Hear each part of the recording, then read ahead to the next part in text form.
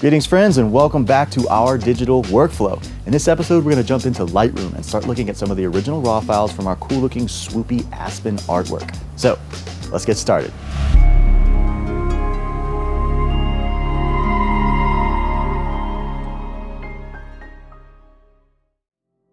All right, friends, welcome back to the editing room. In this episode, we're going to have a little bit of fun. We've got this fun little artistic project that uses these sort of swooping artsy-fartsy aspen trees.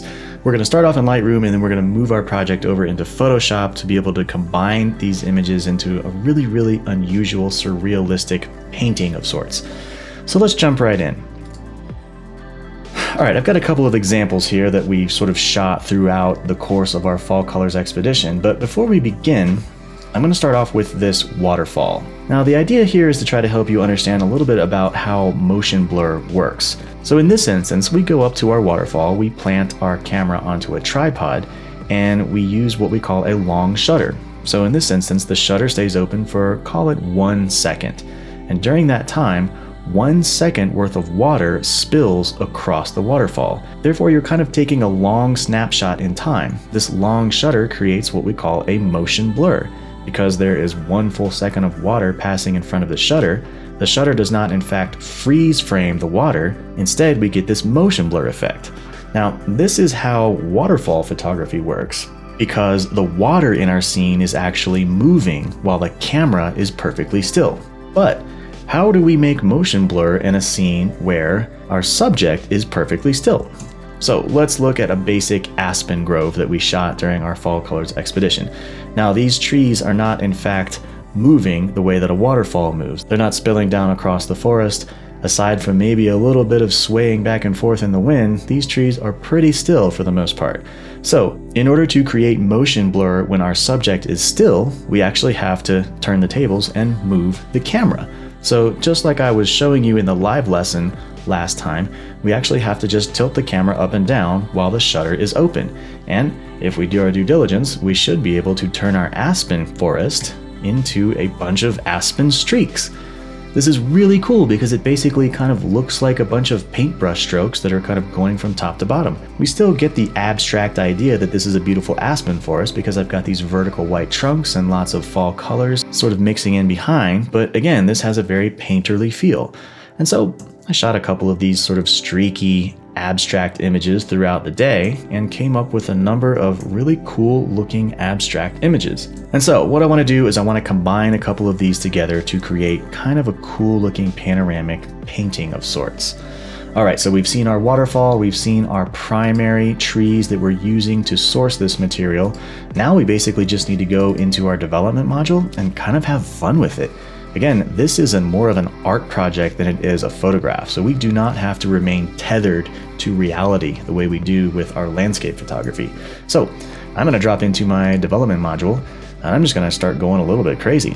First things first, let's grab our medicine dropper, and I will like to make my aspen trunks a little bit closer to the color that they are in reality. Right now, everything is very, very yellow because as we've seen in previous episodes, there's a lot of yellow light bouncing around throughout the forest due to all of the leaves. So the aspen tree trunks are being hammered by ambient yellow light, thus making them look a little bit more yellow and a little less white.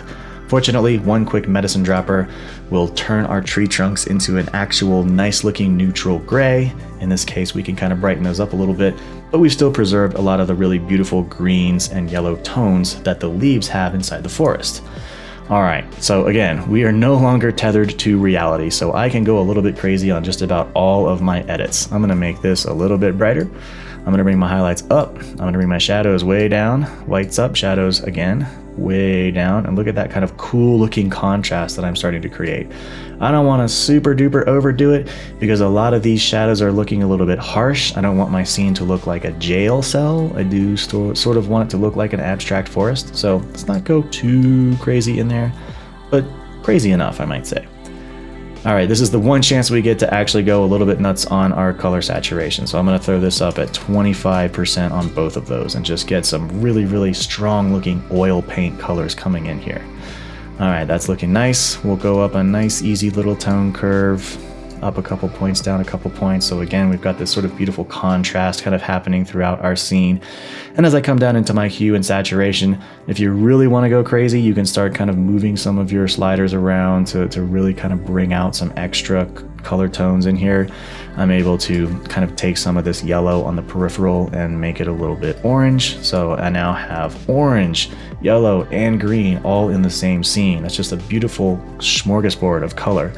Again, we're just kind of moving these things around a little bit to see sort of what we like. I do like that little splash of orange, so I'm gonna kind of keep that added in there.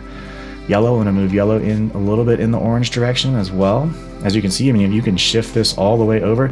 This is starting to look a little bit hyper color the more that we get away from our original color palette, so I don't want to go too far. So we're gonna move this kind of back into the realms of reality just a little bit. But with a few quick edits, I've basically turned my sort of drab looking raw file into a fairly unique looking abstract kind of painting. Let's come down into some of these areas and start to celebrate some of these other colors that we're seeing in here. I'm gonna go up to my graduated neutral density filter. And I'm looking down here where I'm starting to see these kind of orange fiery streaks sort of pop up out of this bottom corner. So let's maybe kind of try to celebrate that a little bit. I'm gonna go down here and sort of warm that color temperature up just a little bit to bring an extra bit of kind of red and orange tonality into that section. That looks cool right there. And maybe we'll do the same for right up here. Celebrate some of these guys as some nice sort of orange, warmer tones. All right, that's pretty good there. We'll close that up and move on to the next one. And since we've made all these kind of crazy edits initially, let's just hit the previous button and see how our edits come across in this one. That's actually pretty cool. I like it. It's got some sort of sun flares coming along. All of our colors have popped out a little bit nicely. This is a pretty cool looking edit. And we'll go along. All right, now this is definitely a different scene. I can tell that there's probably kind of a lot of sort of red scrub oak or something happening down here. But you know what? Let's just see what happens when we hit the previous button. It might go crazy on us, and whew, we got pretty cool looking hyper color, but I kind of love it, I will admit. We've got these bright, beautiful aspen trees coming through here, and there's just lots of vibrant color with these beautiful paint strokes coming through.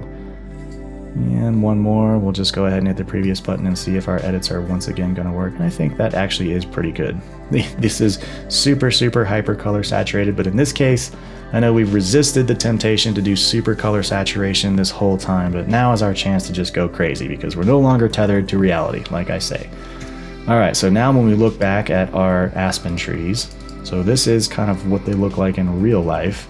And then as we move through our sort of crazy hyper color abstract paintings, we have a very, very different take on reality. And this gives us the chance to get a little bit creative and make something that's not necessarily a photograph. We can kind of be painters for a day. All right, so I like these raw assets pretty good. We're gonna grab these 4 files and I'm just going to export them into Photoshop.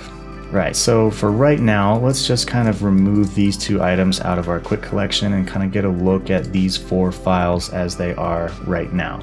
All right, so as you can see with just a few quick clicks, we have gone way outside of reality and we have created some very looking surrealistic pieces of artwork. Now you could treat each of these as an individual piece, maybe kind of make some cool looking little 8x12s, give them away for friends, Christmas cards, fall colors cards, greeting cards, I don't know, postcards, whatever you like. I personally like to see things in the panoramic format. I feel like this would make for a very unique centerpiece that could go over somebody's mantle. If you know somebody who likes sort of abstract fine art, this might be kind of a cool abstract way to create something that maybe your friends and family might enjoy. I can't wait to get these into Photoshop and see what they look like when we start combining them with a little bit of artistic flair. So we'll see you in the next lesson.